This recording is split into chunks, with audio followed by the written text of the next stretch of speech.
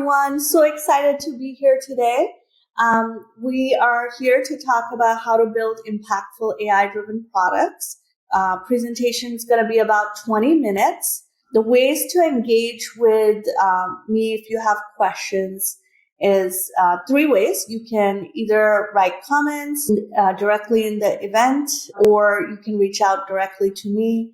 You can follow me on LinkedIn. I'll have a post. You can ask me questions there if you're interested. Unfortunately, we're not going to be taking live questions today, but I will make myself available for questions after this session. So feel free to find a way to connect. All right. So a little bit about me. Hi, I'm Sheetal Rajpal. I have been building software products for 15 plus years. I am an engineer, went to a Wharton MBA, and then turned into a product leader. Most recently, I was at Amazon, where I was head of product, and I've been building AI-driven products for a long time, let's say. And have experience across industry titans like Amazon, obviously, and LendingTree, but I also have experience at early stage startups, including as a founder. So let's get started. All right. So there is a lot of hype around AI, right? There was a lot of hype around other technologies too, metaverse, crypto. So how do you know if this is real? Should you be excited about it? Should you be all in or not? That's what we're going to cover here today. Most importantly, how do you take advantage of it if it is real?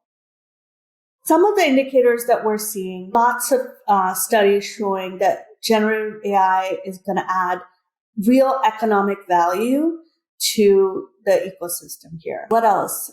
We're seeing there's number of papers, right? Accelerated amount of studies, research that's showing across industries, across multiple use cases that we're seeing where different industries are adopting generative AI. Let's look at the adoption curve for end users, right? There's end user adoption, 100 million users in 2 months. It's no longer niche. It's here to stay. Crypto, VR, we haven't seen that level of adoption from customers. So suffice it to say, it's real. We need to have this in our tool belt as product leaders. How do we take advantage? Let's figure that out. So now we're going to talk about what are the keys to building impactful products, AI-driven products. There are 3 things that I'm going to go deep on. One is technical understanding. As product managers, we need to have some level of depth in this space to understand how this technology is working. A lot of this seems magic to people. So we need to understand the details behind that magic, right? How is it predicting the answers? How is it coming to that understanding? So that we can build our intuition around what's likely to work, what's not, what are some pitfalls to avoid. And then most importantly, ideate on the use cases. What are good use cases that we need to go after in our products? The second key I'm going to talk about is, no surprise here, prioritization. So there is a lot that can be done with Gen AI, as you can imagine. And there's a lot of appetite likely in the organization. But where do you invest in first? How do you prioritize which use cases to invest in? How do you prioritize what you should say no to? That's going to be a really critical part of your job as PM, to be able to say no to ideas that are just going to be money sinks, right? Resources sinks. So we're going to talk about that. How do we identify those opportunities? The third key we're going to talk about is winning the war for talent. So there isn't a really large market of talent with decades of experience in this space, right? It's relatively new technology. Lots of people are onboarding quickly. So we're going to have to figure out what are the key hires? How should we be thinking about testing their knowledge, right? And then secondly, you're going to have to upskill your current org, not just on the product side, but engineering side, marketing side, all of these adjacencies. Otherwise, it becomes really disruptive if they don't have the foundation or at least a level of understanding about the capabilities of this technology. So that's where we're going to focus on today. All right, so let's get started into the first key. So as a PM, your job around building products hasn't really changed. At the end of the day, you need to figure out how do you meet the customer needs, as Sequoia calls it, customer in, with this new technology, right? So this new technology, you have to first build the understanding and the intuition around it, which is technology out, if you will, and think about like what's possible, where is it going, where are the trade-offs. And then at the end of the day, you're still looking to how do I meet the customer's needs? What does my customer care about? Where are the pain points? How do I best solve those pain points, right? So at the end of the day, that's your job as a PM, and that's fundamentally not changing. Here in the next page, I'm not going to go over all of these, but I wanted to give you some resources about how to build this foundation knowledge around AI. So there are some resources here. You can go through them in your own time. Okay, so how do we do this, right? My advice to you is don't just read, don't just listen. There's lots of thought pieces out there. There's so many blogs popping up here that promise you to learn AI in like 5 minutes or 10 minutes. Get your hands dirty.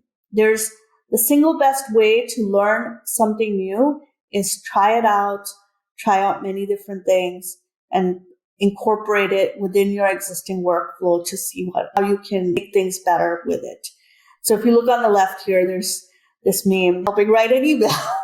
And then on the other side, they're summarizing the email, right? It's funny, but I'm seeing lots of people do exactly the same thing, right?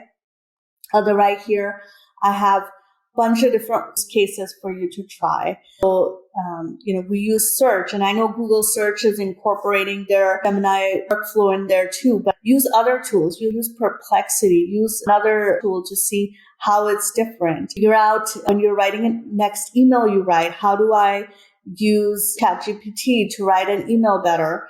How do my weekend reading, right? This is what I do a lot when I have really long form articles or research studies that I want to understand. I will just give it to an LLM and tell it to summarize it for me. I will tell it, this is my background, this is the context, and this is what I want to learn. I'm a visual learner, right? I'll tell it to pull out charts so that I can understand it through the way I learn. Next time you need an image for a presentation you're writing, right? Don't go to Google and look for photos. Create your own image. Right? That is a perfect fit for what you're trying to say. Do a SWOT analysis. Ideas, right? Like use your favorite LLM as a brainstorming buddy to see how you can come up with some wilder ideas. I'm going on a trip this summer to Amsterdam. I used 10 different travel AI assistants. Yes, there's more than 10. I went to the top 10 and got some ideas about what the itinerary should be. And it's still up to me, but it gave me some really great ideas on where I can go and how I should think about my trip. Homework help, right? Kids, whether we like it or not, are using it. College and grade school, they're using it for homework. So there's lots of different co-pilots out there that are helping with homework too. Storytelling, right? Like if you're writing your next presentation, try Gamma. It looks great. Try that tool. Try another tool. There's lots of those out there too. And then even for coding, as PMs, we might be writing SQL. So get AI to help you build that or edit it and see what happens. So at the end of the day, I want your commitment that before July is out, you're going to try all 10 of these and report back to me on how it goes. All right. So here, after you've done those 10, I have another 10 here that are advanced prompting techniques, right? So once you have your intuition around, you know what? They did a good job in coming up with like ideas for a topic, but they didn't do a good job, like really going into depth around like solutioning maybe or whatnot. So figure out where it did well, where it didn't do well, and then how you're going to edit your prompts after that. These are some cutting edge advanced prompting techniques to try. I'm not going to go into all of these here today, but follow me on LinkedIn and I'm going to be going in depth about each of these in future events and future posts. But these techniques are shown to improve the results. So the initial results that you might get, a chain of thought, few shot, role playing as like different roles, doing a discussion across like experts. These are things that if you incorporate within your prompting, you can make the results of your generative AI even better. So try those and follow me and I'll go through some of those. All right, let's talk about the second key to building impactful AI-driven products, prioritization. So the fundamentals here still matter, right? So the fundamentals of product management, all the things you learned in product school and other product academies, the customer side, the business side, the tech side, you have to balance all three of those pillars.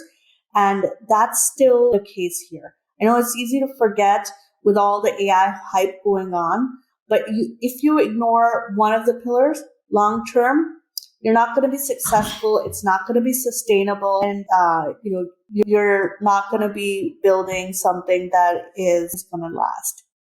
So AI powered has become sort of a throwaway line, right? Like the all natural of food where there's no regulation around it. Everyone can say they're AI powered.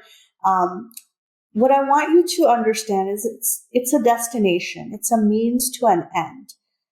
You still want to think about building products. I think about it as like how innovative it is, how useful it is, how intuitive it is. You still want to focus on those three things. And to me, prioritization means saying no a lot, especially in this space where there's so many things you can do. And it's going to be important to be focused on doing the things that are going to work, right? You want to be able to double down on the things that work and where your customer signals are strong. You don't want to be spread too thin. So here, there are 3 steps I'm going to talk about in prioritization. The first step, hopefully as a product manager, you know this really well. You want to balance the effort and the customer impact. You want to focus on where you're going to get great ROI, focusing on customer value, where are the easy wins, where are the big bets you want to make, and doing incremental things. But in AI, the second thing you want to think about is the risks. As a PM, you're probably thinking about risks all the time anyway and mitigations around it. But with AI powered, the risks of going wrong can be astronomical. I'm going to talk about these couple of examples here. With Air Canada, they had a chatbot that customer convinced them into offering a discount, and they had to honor it because it was a chatbot deployed by them. Other use cases where failure is catastrophic, self-driving cars, the outcomes there can be quite costly. So you want to be careful about that. You want to think about what is 95% good enough, or do we want to see if you can get to 99%, right? The risks of data privacy, going off script, right? Generative AI has indeterminate output. What does that mean? That means if you ask the same thing 3 times, 3 different ways, or even the same way, it's going to give 3 different outputs. So as PMs in the old days, we're used to setting rules and technology kind of follows it. In this case, the output the generative AI is going to give is out of your control. So you have to think about the risks and their mitigations a little bit differently and be careful on how you're thinking about building in the risk profile. And then what is your competitive advantage here? You're here, you're thinking about building AI into your products, but the competitive advantage for your company, think about what is it that gives your product the right to win in that space. There are 3 different types of access that give it a sustainable competitive advantage: scale, data, access to consumer. So if you have proprietary data, if you have massive scale in terms of millions of customers who are not going to walk away because you have, and they have like high switching costs or something, then that's a sustainable advantage for you. Gen AI it's all open source. Gamma is open source. There are other platforms that are open source. So building on them is not proprietary to your product. So you're going to have to think about what it is that your product can do better than other products, and how is it that you're going to make it in a way that creates a sustainable advantage for your product. All right, so here are the building modes, do's and don'ts, right? So you want to focus on things like fine-tuning, RAG, graph. You don't want to focus on optimizing the foundational models. The big players are already doing that. They're going to be focusing on the costs and speed aspect of it. You want to focus on improving the products based on the use cases that you have. You want to focus on new capabilities that are unlocked by these LLMs. How can you service your customer segments in a way that's differentiated and more with this new technology versus what you weren't able to do before, right? You don't want to getting locked into one model or ecosystem. The switching cost of that is in months. So you're going to be spending your developers' time there if you decide that you want to switch. I talked about you don't want to spend energy on optimizing the cost or speed of the foundational models. Those things are getting commoditized. They're focusing on the optimization. So you want to really focus in and owning the user journey of your products and how that user's experience within your product is getting better based on the LLMs and the new use cases it's unlocking. Really understanding your sustainable advantage, right? How are you going to make sure that you don't build something that tomorrow your customer can just go in to the next offering, right? How are you going to make sure that what you build today, Google or, OpenAI or Anthropic, they're not just going to incorporate within their pipeline, right? How do you make sure that you have something that's going to be a sustainable advantage? All right. So the third key to building impactful AI-driven products is winning the war for talent. Here, what you're seeing is the big tech is also struggling to add AI talent. Time to add AI talent was 3 years ago. Now, they've flattened. If you look at this chart right here, they've flattened as well. There's a hiring frenzy going on. You can see like $1 million packages for teams. But if you don't need to compete for like this deep AI talent that can make foundational models, don't do it, right? It's going to be hard to go head to head with these players who have deep pockets, who are going to be snatching up this rare talent. But that's okay because you don't need the most cutting edge, folk AI talent who can build the foundational model, make it better, optimize it. What you need is, you need some key players to fill in the gaps and then building a team around it, right? Around them. So I'm going to talk about some hiring do's and don'ts. So one of the key is to, once you get the talent, if you don't provide them advancement opportunities, or if you don't build a community around it, and if you don't embed them within the organization so they're working on these impactful initiatives, then they're not going to be happy. Even if you get them, they're going to leave in 3 months, right? So what's going to be really key is for you to find the right fit and then have them fit within the organization, like integrate them within the organization, give them these key initiatives to work on where you have buy-in from the organization. So it's not going to be a fleeting initiative. So just to recap, number one, build a team, hire the key talent and then train the rest of the org. Two, have a long-term commitment to AI, right? If you don't have that, this team is not going to last. They have other opportunities. They're just going to hop to the next thing. Number three, just set realistic business goals. ROI around AI, you probably see a lot of it, right? You can get to ROI 0 very quickly. So make sure you're prioritizing well and focusing in on the right initiatives and then being realistic about where outcomes are going to be. All right. So we are at the end here. Excited to be here today. I'm excited to hear all your questions and comments. Go ahead and follow me on LinkedIn to stay connected. I have AI updates that I post. I can get into, advanced prompting, creating GPTs, copilots, all of that good stuff. And also have product management insights that I share regularly. All right. Have a fabulous rest of your Friday and hope to see you again soon.